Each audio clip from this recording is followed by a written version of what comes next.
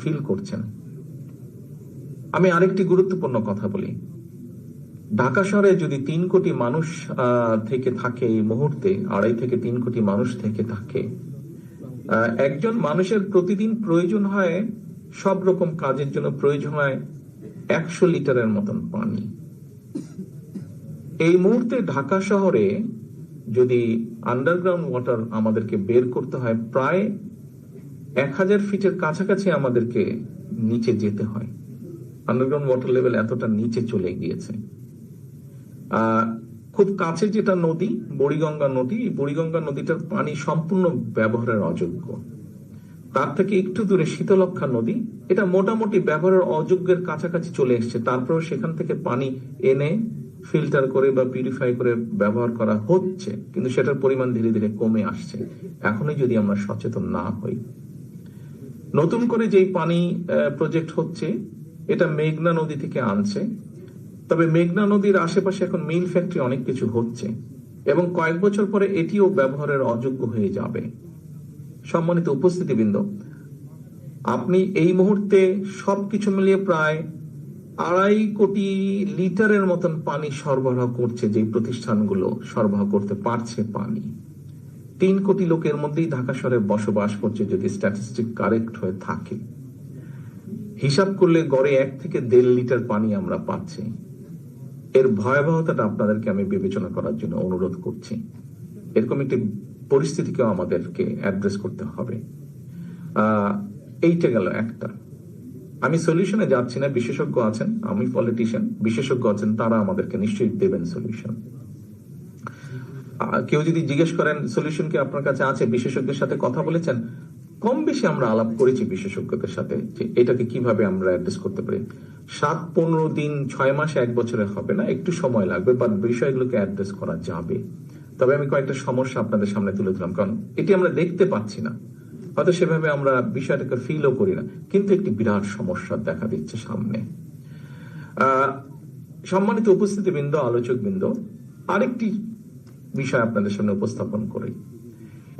এখানে আমাদের EPZ, Savar EPZ বা সেই অঞ্চলের কথা মনে হয় আলোচনা হয়েছে, যে কোনো একজন আলোচক বলেছেন এখানে। সেইখানে অনেকগুলো টেক্সটাইল ইঞ্জিনিয়ার বা কালার করে, ফেব্রিক ইন্ডাস্ট্রি, এগুলো আছে ওখানে, কেমিক্যাল ইন্ডাস্ট্রি গুলো আছে ওখানে। আপনারা জানেন কিনা জানি না, সাভারের অনেকগুলো চাপ কল যেখানে আছে, যেখান থেকে পানি বের হতো, সেখানে টিপলে, এখন চাপ দিলে চাপ কলগুলো থেকে পানির সাথে কেমিক্যাল বের হয়। কারণটা কি? কারণটা হচ্ছে আমাদের অনেকগুলো মিল ফ্যাক্টরি, তারা সেই কেমিক্যাল গুলোকে সরানোর জন্য বুদ্ধি করে তারা গর্ত করে কেমিক্যাল গুলো মাটির ভিতরে তারা ছেড়ে দিচ্ছে। কারণ ওই কেমিক্যালটাকে নিউট্রালাইজ করার জন্য যে প্লান্ট করা, সেটা অনেক কস্টলি, সেটা না করে তারা এই সহজ বুদ্ধিটা করেছে। যার ফলে হচ্ছে, ক্ষতিটা হচ্ছে, এই কেমিক্যাল গুলো মাটির ভিতরে যাচ্ছে এবং ধীরে ধীরে চারিদিকে স্প্রেড করছে, লিক করে চারিদিকে স্প্রেড করছে, এবং তার ফলে পরবর্তীতে সেটা কোনো একটা কাছে ধারের চাপকলের কাছে গেলে সেখান থেকে কেমিক্যাল, পানির সাথে কেমিক্যালে উঠছে। আপনারা ভয়াবহতা চিন্তা করে দেখুন, এরকম একটা বিষয় যেখানে পুরো সয়েল, পানি তো নষ্ট হচ্ছে, পুরো সয়েলকে নষ্ট করে দিচ্ছে। সেখানে কিভাবে মানুষ বা মাছ বা জীব, যেটাই বলুন না কেন, বাঁচবে? কাজে এই বিষয়টি আমরা চিন্তা করেছি কিনা, এই বিষয়টাও বোধহয় আমাদের চিন্তা করা প্রয়োজন। এরকম অনেকগুলো সমস্যা আমাদের সামনে আছে। আবদাল সাহেব এখানে একটি সমস্যার কথা বলেছেন, যে আমাদের ইয়াং জেনারেশন, তাদের একটি ড্রাগের সমস্যার কথা উনি বলেছেন। আমি আবদাল সাহেবকে অনুরোধ করবো, আবদাল সাহেব, আপনি যদি আমাদের ফোল্ডারটা খুলেন, আপনি তাহলে দেখতে পাবেন ওখানে আমরা আমাদের শিক্ষা এবং ক্রীড়া নিয়ে যে বিষয়টা চিন্তা পরিকল্পনা গ্রহণ করেছি। আমরা পরিকল্পনা যেটা গ্রহণ করেছি, আমরা যদি সেই পরিকল্পনাগুলোর 40% বাস্তবায়ন করতে পারি, আমার মনে হয় ওই সমস্যা থেকে বের করে আনতে পারবো। কেন ইয়াং জেনারেশন ড্রাগের ভিতরে যাচ্ছে? বিকজ একটা মানুষ যখন বয়সটা ওরকম থাকে, 15 বছর, 16 বছর, 20 বছর, 25 বছর, আপনার তাকে তো ওই স্পেসটা তৈরি করে দিতে হবে যেখানে সে ডিবেট করবে, যেখানে সে গেমসে পার্টিসিপেট করবে, যেখানে সে আর্ট এন্ড কালচারে পার্টিসিপেট করবে। এই স্পেস গুলো তো বন্ধ। কাজে তার শারীরিক শক্তি কোথায় সে ব্যয় করবে? তাকে স্পেসটা দিতে হবে। আমরা সেই স্পেসটা ক্রিয়েট করার চেষ্টা করছি। আমরা ইনশাল্লাহ সুযোগ পেলে সেই স্পেসটা আমরা তৈরি করব। এবং আমরা বিশ্বাস করি আপনি শুধু শাস্তি দিয়ে বা অন্য কোনো ট্রিটমেন্ট করে এটার সমাধান করা সম্ভব না। এটা তার মাইন্ডটাকে আপনাকে তার জন্য অন্য ব্যবস্থা করতে হবে, তাহলেই বোধহয় তাকে বের করে আনা সম্ভব এই সমস্যা থেকে। এখানে একজন সিনিয়র সিটিজেন, নারী সিনিয়র সিটিজেন, উনি বলেছেন মহিলাদের এম্পাওয়ারমেন্টের কথা। আমরা যে ফ্যামিলি কার্ডটা ইন্ট্রোডিউস করতে চাইছি, কেন ইন্ট্রোডিউস করতে চাইছি? আমরা ফ্যামিলি কার্ডটা ইন্ট্রোডিউস করতে চাইছি এই জন্য যে উনি যেটা বলেছেন, দেশের অর্ধেক জনসংখ্যা নারী, কাজে নারীকে যদি আমরা পেছনে রাখি তাহলে অবশ্যই দেশকে এগিয়ে নিয়ে যাওয়া সম্ভব না।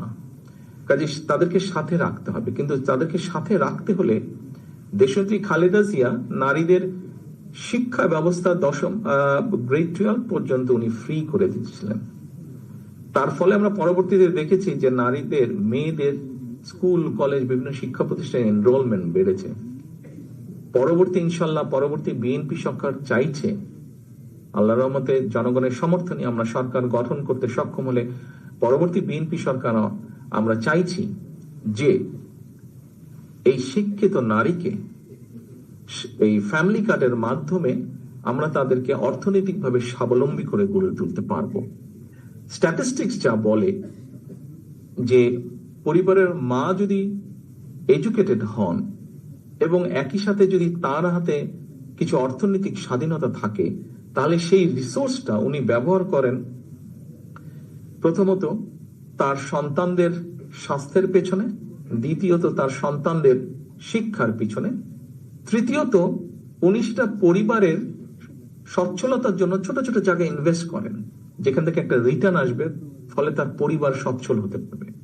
আমরা যদি এখন চিন্তা করি এইভাবে ফ্যামিলি কার্ডের মাধ্যমে আমরা একটি পরিবারকে সহায়তা করলাম, প্রথম 6 মাস, 1 বছর, 2 বছর, 3 বছরের মধ্যে আমরা রিটার্ন পাবো না, 5-7 বছর পরে গিয়ে ধীরে ধীরে আমরা রিটার্নটি পাবো। একটি মা যখন এই সচ্ছলতা পাবেন, তখন আস্তে আস্তে তার পরিবারের সন্তানরা শিক্ষার সুযোগটা বেটার পাবে, সুস্বাস্থ্যের সুযোগটা বেটার পাবে। আপনি একটি পরিবার, একটি গ্রাম, একটি উপজেলা, একটি শহর, একটি জেলা, একটি বিভাগ, ধীরে ধীরে একটি দেশ। আমাদের বর্তমানে যা আমাদের কাছে ডাটা আছে, সেখান থেকে আমরা দেখেছি 5 জন ধরে এরকম পরিবারের সংখ্যা, এবারে যে পরিবারের সদস্য সংখ্যা 5 জন, এভাবে দেশে 4 কোটি পরিবার আছে। আমরা এই কার্ডটি জেনারেল করেছি, ইউনিভার্সাল করেছি, অর্থাৎ একজন কৃষকের স্ত্রী যেমন পাবেন, একজন ইমাম সাহেবের স্ত্রী পাবেন, একজন প্রাইমারি স্কুলের টিচার পাবেন, ঠিক একই টিচারের স্ত্রী পাবেন। এখানে বসা অনেকেই আপনারা যারা আছেন তাদের স্ত্রীরাও পাবেন। বাট আমরা এখানে যারা আজকে বসে আছি, ডেফিনেটলি আমাদের সেই ফ্যামিলি কার্ডের রাষ্ট্র কর্তৃক প্রদত্ত সুবিধা আমাদের প্রয়োজন নেই, কাজে আমরা সেটা নিব না। আমাদের এইটুক অনেস্টি অবশ্যই আমাদের থাকবে ইনশাল্লাহ। এবং এর মাধ্যমে আস্তে আস্তে পরিবারগুলো যখন স্বাবলম্বী হবে, আমাদের 4 কোটি পরিবারকে হয়তো দেওয়ার প্রয়োজন হবে না। আমরা যদি 2 থেকে 2.5 কোটি পরিবারকে দিতে পারি, তাহলেই আমরা বিশ্বাস করি একটা পর্যায়ে ধীরে ধীরে আমরা একটা বেটার পজিশনে নিয়ে আসতে সক্ষম হব। এবং চিন্তা করে দেখুন, ওই ছোট ছোট পরিবারগুলো যখন লোকাল ইকোনমিতে, তার হাতে বেঁচে যাওয়া অর্থটা যখন লোকাল ইকোনমিতে আবার ইনভেস্ট করবে, লোকাল ইকোনমিটা আস্তে আস্তে কতটা ধীরে ধীরে স্ট্রং হবে এবং এটার পরিধি আস্তে আস্তে বাড়তে থাকবে। এখানে ক্রিয়েটিভ ইন্ডাস্ট্রির কথা একজন বলেছেন। লোকাল ইকোনমি যখন স্ট্রং হবে, তখন ক্রিয়েটিভ ইন্ডাস্ট্রি অটোমেটিকলি, দেশীয় যে এন্টারপ্রেনার যারা আছেন, অটোমেটিকলি কিন্তু তারাও সাপোর্ট পাবেন, তারাও এনকারেজড হবেন। কৃষক কার্ডের কথা এখানে আলোচিত হয়েছে। কৃষক কার্ডের লক্ষ্য বা উদ্দেশ্য একইভাবে। একজন কৃষক যে সারা জীবন সেই সাপোর্টটা পাবেন, নট দ্যাট তাকে একটা সার্টেন টাইম পর্যন্ত করা হবে। এখন কোন ধরনের কৃষককে করা হবে? কয়েক রকমের কৃষক আছে। প্রান্তিক কৃষক আছে, ক্ষুদ্র আছে, মাঝারি আছে, বৃহৎ কৃষক আছে। আমরা প্রান্তিক, ক্ষুদ্র, মাঝারি কৃষক পর্যন্ত আপাতত যাব। আমাদের বর্তমান যে ডাটা আমাদের হাতে অ্যাভেলেবল ডাটা আছে, তাতে 1.5 কোটির মতন কম বেশি কৃষক আছে। এর মধ্যে আবার কয়েক ভাগ আছে। এই কৃষকগুলোকে কৃষক কার্ডের মাধ্যমে আমরা 10টি সুবিধা দেওয়ার চিন্তা ভাবনা আমরা করছি। তার ফলে যেটা হবে, যেই ব্যক্তি, যেই কৃষক একটি ফসল, 2টি ফসল করেন, তাকে আমরা চেষ্টা করব একটি ফসলের সম্পূর্ণ সুবিধা দেওয়ার জন্য। সেটি সার, বীজ, কীটনাশক সম্পূর্ণ। আমাদের হিসাব বলে তাকে যদি কন্টিনিউস 5 থেকে 7 বছর আমরা সাপোর্টটা দিতে পারি, প্রান্তিক কৃষক ক্ষুদ্র কৃষকে পরিণত হবার সম্ভাবনা প্রচুর, ক্ষুদ্র কৃষক মাঝারি কৃষক হবার সম্ভাবনা প্রচুর। যদি তার জমির পরিমাণ নাও বাড়ে, অর্থনৈতিকভাবে সে স্বাবলম্বী হয়ে ধীরে ধীরে উঠতে পারবে। লক্ষ্য উদ্দেশ্য মানুষকে, সব ধরনের মানুষকে, সাধারণ মানুষকে এম্পাওয়ার করা, অর্থনৈতিকভাবে তাকে একটি শক্তিশালী ভিত্তির উপরে দাঁড় করানো। এখানে আলোচক বৃন্দদের মধ্যে বলেছেন, প্রশংসা করেছেন, ধন্যবাদ আপনাকে।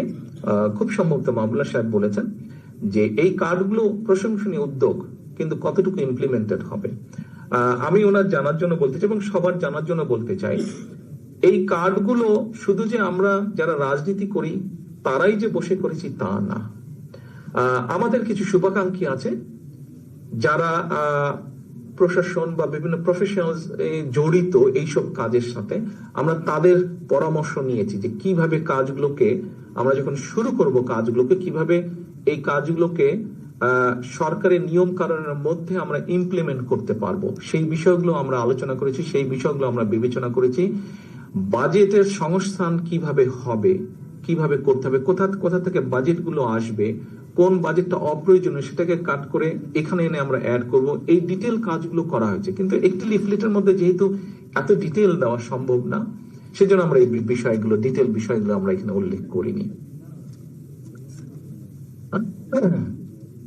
আমরা মানুষের স্বাস্থ্য সেবা যেটা এখানে আলোচনা হয়েছে, এখানে আমাদের যে কিনোট আজকে উপস্থাপন করেছেন আমাদের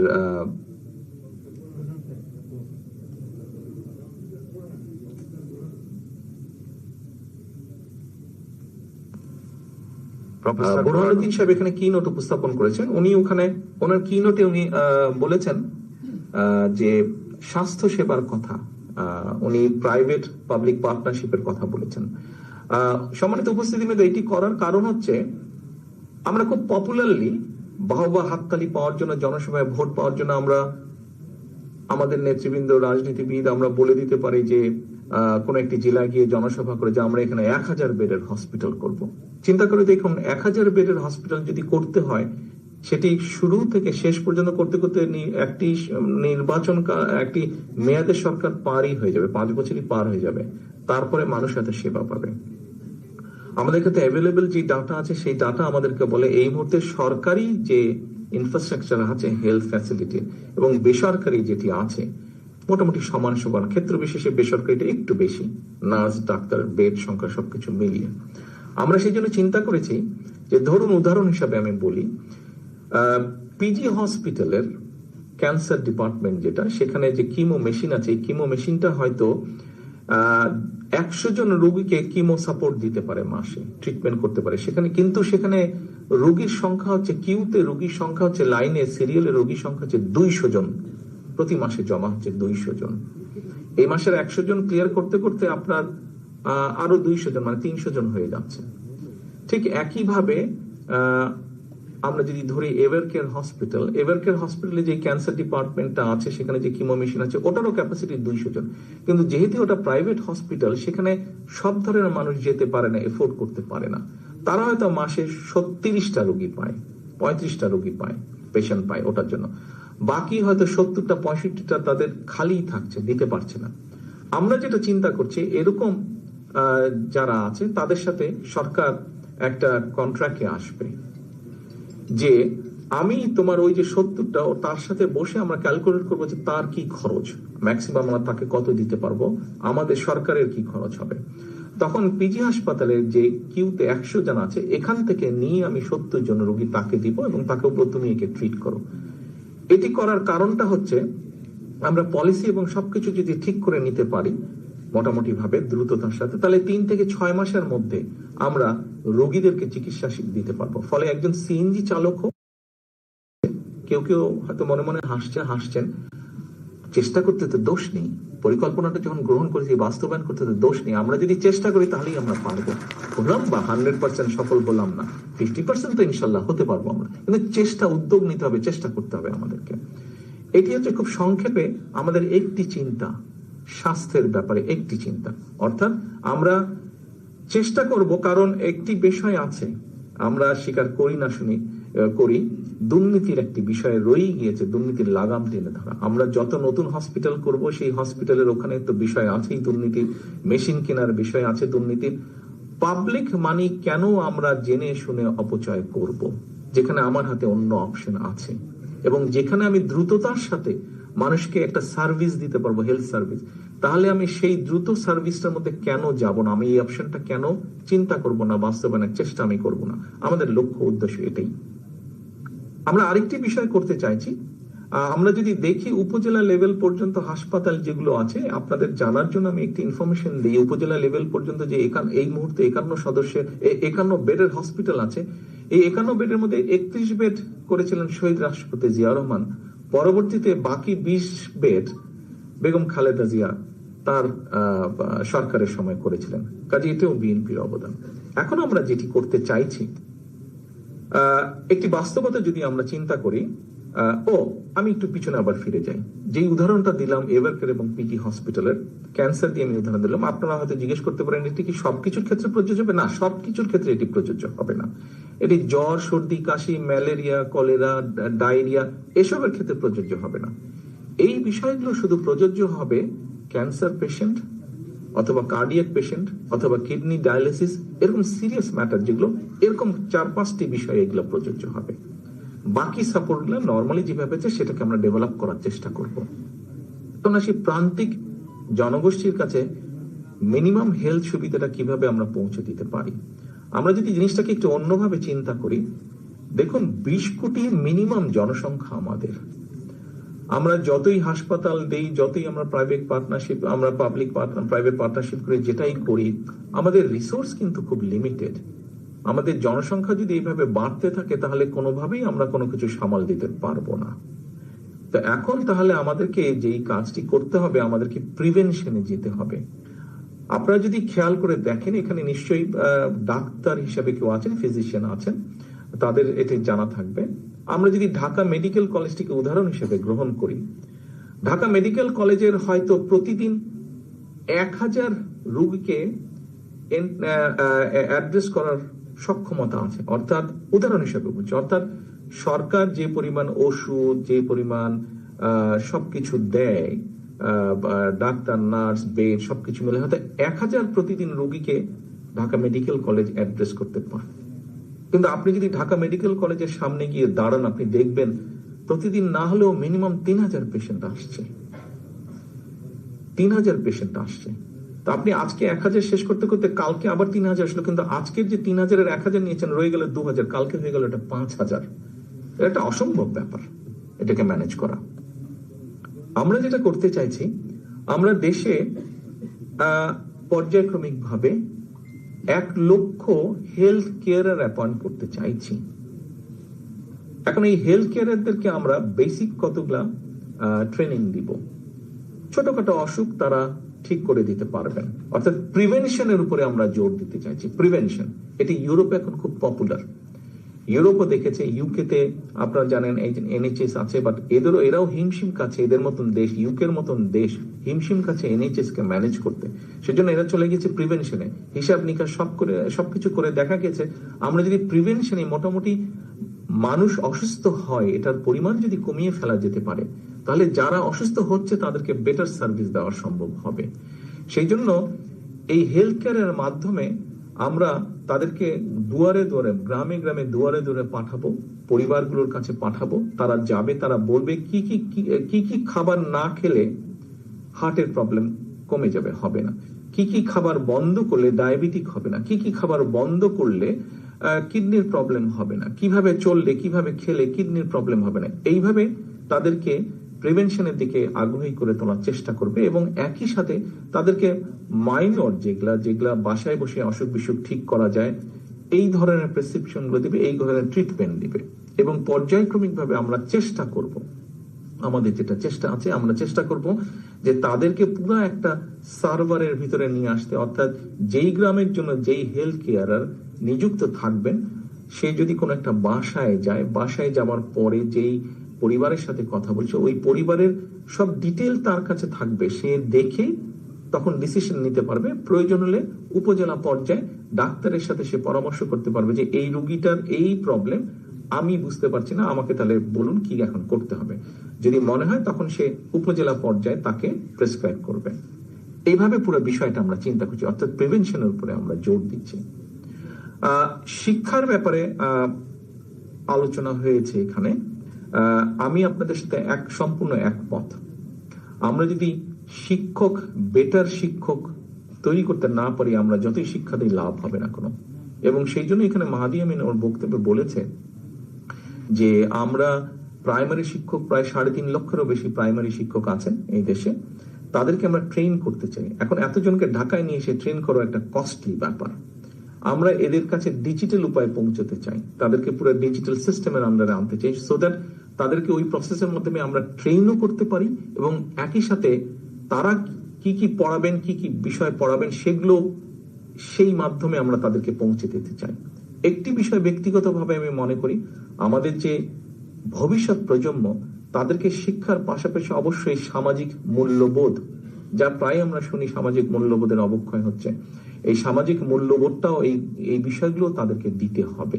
কাজেই বিষয়গুলো অনেক কঠিন, বিষয়গুলো অনেক বড়, তবে বিষয়গুলো ইম্পসিবল না। আমরা যদি সবাই মিলে চেষ্টা করি তাহলে নিশ্চয়ই আমরা করতে সক্ষম হব বলে মনে করি।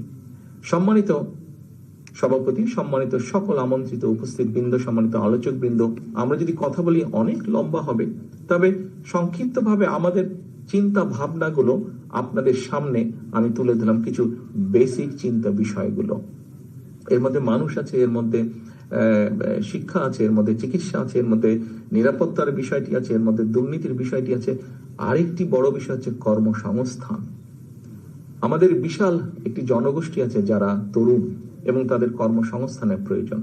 আপনাদের যে ফোল্ডারটি আছে, এই ফোল্ডারটি যদি দেখেন, এখানে নীল এবং সবুজের সংমিশ্রণে একটি কাগজ আছে। সেখানে আপনারা দেখবেন যে আমরা গত কয়েক বছর ধরে কাজ করে বের করেছি যে কতগুলো জায়গা আছে যেখানে আমরা কর্মসংস্থান তৈরি করতে পারি। আমরা কৃষি, স্বাস্থ্য সহ বিভিন্ন জায়গায় আমরা কর্মসংস্থান, যে 1 লক্ষ আমরা হেলথ কেয়ারের অ্যাপয়েন্ট করতে চাইছি, এই 1 লক্ষ হেলথ কেয়ারের মধ্যে আমরা শতকরা 80 থেকে 85% নারী হেলথ কেয়ারার আমরা অ্যাপয়েন্ট করতে চাইছি। এর ভিতরে আমাদের মধ্যে থাকছে ভোকেশনাল ইনস্টিটিউশন বা টেকনিক্যাল ইনস্টিটিউশনগুলো তৈরি করা, তার ভিতরে ইংরেজি সহ তৃতীয় একটি ভাষার শিক্ষা কিভাবে আমরা দিতে পারি, যাতে কেউ একজন হেলথ কেয়ারের হিসেবে ট্রেনিং পেল। হেলথ কেয়ারের হিউজ ডিমান্ড এখন জাপানে আছে, ইউরোপের বিভিন্ন দেশে আছে, কিন্তু ভাষার জন্য সে যেতে পারছে না। কাজে তাকে সেই ভাষা শিক্ষাটাও আমরা দিতে চাই। আমরা এর মধ্যে কতগুলো দেশের সাথে, পৃথিবীতে যেই ভাষাগুলোর গুরুত্ব আছে এরকম কতগুলো ভাষা আমরা সিলেক্ট করেছি। আমরা যেমন ম্যান্ডারিনের কথা চিন্তা করেছি, আমরা জাপানিজ ভাষার কথা চিন্তা করেছি, আমরা ফ্রেঞ্চ কথা চিন্তা করেছি, জার্মান চিন্তা করেছি, আমরা অ্যারাবিক ভাষার কথা চিন্তা করেছি। বিকজ মধ্যপ্রাচ্যে আমাদের বহু মানুষ যায়, যে মানুষগুলো যায় তাদেরকে যদি আমরা কিছু ট্রেনিং দিতে পারি, একই সাথে যদি ভাষা শিক্ষা দিতে পারি, আমরা তাদের জবগুলো আর একটু বেটার স্কিলের জব তারা পাবে। পুরো বিষয়টাকে আমরা এভাবে চিন্তা করছি। অনেক দূরের পথ, কঠিন পথ, বাট আমরা যদি সবাই একসাথে চেষ্টা করি, আমি দৃঢ়ভাবে বিশ্বাস করি যে ইনশাল্লাহ আমরা কাজগুলো করতে পারবো। কারণ আমাদের সকলের কথাগুলো কিন্তু এক। যারা বক্তব্য রেখেছেন, যারা আলোচনা করেছেন, আপনাদের চিন্তা ভাবনা এই ফোল্ডারে আমি যা দিয়েছি আপনাদের কাছে উপস্থাপন করছি, এখানকার যে আমাদের কথাগুলো, সব চিন্তা ভাবনাগুলো কিন্তু এক। হয়তো বিভিন্ন শব্দের মাধ্যমে একটু ভিন্নভাবে আমরা উপস্থাপন করছি, কিন্তু আমাদের চিন্তা ভাবনাগুলো এক। এতগুলো মানুষ যখন একইভাবে একই কথা, একই কাজ চিন্তা করছে, আমরা যদি সকলে ঐক্যবদ্ধ থাকি, অবশ্যই ইনশাল্লাহ আমরা করতে কাজগুলো সক্ষম হব। এখন আমাদের দায়িত্ব হচ্ছে যে একটি রাজনৈতিক দল হিসেবে, রাজনৈতিক দলের কর্মী হিসেবে, রাজনৈতিক দলের অ্যাক্টিভিস্ট হিসেবে আমাদের, এবং আমরা সকলে যারা বিশ্বাস করি যে এই কাজগুলো করলে দেশের এবং দেশের মানুষের ভাগ্যের পরিবর্তন ঘটবে, তাহলে আপনাদের সকলকে আমি একান্তভাবে বিনীত অনুরোধ করব। একজন বক্তা এখানে বলেছেন যে এয়ার কন্ডিশন ঘরের ভিতরে থাকলে হবে না, আমাদেরকে ছড়িয়ে পড়তে হবে। ইয়াস, উনি সঠিক বলেছেন। আপনারা যে যারা অবস্থান থেকে যদি আমাদেরকে সহযোগিতা করেন, জনগণের কাছে সহজ ভাষায় আম জনতা বলতে যাদেরকে বোঝায়, প্রান্তিক জনগণ বলতে যাদেরকে বোঝায়, আপনাদের যার যেই উপায় আছে, যেই উপায় আছে, তার মাধ্যমে যদি আমাদের এই কথাগুলো, আমাদের এই কাজগুলো, আমাদের এই পরিকল্পনাগুলো পৌঁছে দিতে পারেন, তাহলে আমি মনে করি দেশ এবং জাতির উপকার হবে।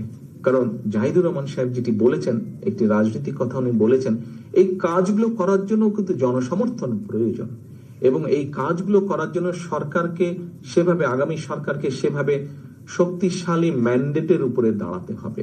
যদি ম্যান্ডেট দুর্বল হয় তাহলে হয়তো অনেকগুলো কাজ করা সম্ভব হবে না, এবং সেই শক্তিশালী ম্যান্ডেট যদি পেতে হয় অবশ্যই জনসমর্থনের প্রয়োজন, যেটি আপনারা আজকে এখানে উপস্থিতিবৃন্দ, সম্মানিত উপস্থিতিবৃন্দ, আপনারা আপনাদের প্রত্যেকটি মাধ্যমে, আপনাদের উপায়ের মাধ্যমে আপনারা আমাদেরকে সহযোগিতা করতে পারেন।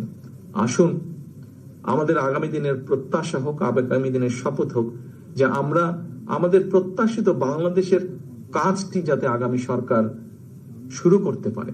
এই কাজের কোনো শেষ নেই, এটার ইমপ্রুভমেন্ট হবে, কিন্তু অন্তত শুরু যাতে আমরা ভালো কাজগুলো করতে পারি। আসুন, আজকের অনুষ্ঠানে এটিই হোক আমাদের প্রমিস, এবং এটিই হোক আমাদের প্রত্যাশা, জনগণের কাছে প্রতিশ্রুতি। সকলকে আন্তরিকভাবে ধন্যবাদ জানাচ্ছি এই অনুষ্ঠানে উপস্থিত হওয়ার জন্য, এই অনুষ্ঠানকে সফল হওয়ার জন্য। বিশেষ করে মঞ্চে উপস্থিত আলোচকবৃন্দকে আন্তরিকভাবে ধন্যবাদ।